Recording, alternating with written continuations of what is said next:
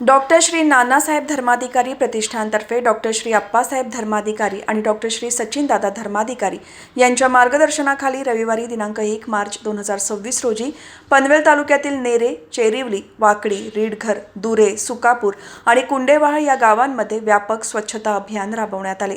सकाळी 11 वाजता अभियानास सुरुवात झाली। या उपक्रमात तब्बल 1542 स्वयंसेवकांनी उत्स्फूर्त सहभाग घेतला।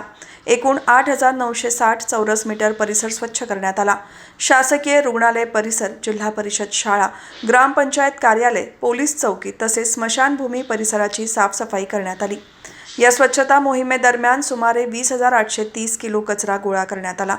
गावांचे सरपंच, उपसरपंच, ग्रामसेवक, पोलीस पाटील तसेच स्थानिक ग्रामस्थांनी स्वयंप्रेरणेने सहभाग नोंदवला।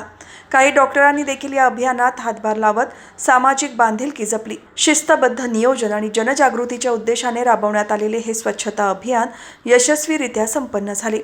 परिसर स्वच्छतेबाबत नागरिकांमध्ये जागरूकता निर्माण करण्यास या उपक्रमाची मोठी मदत झाली।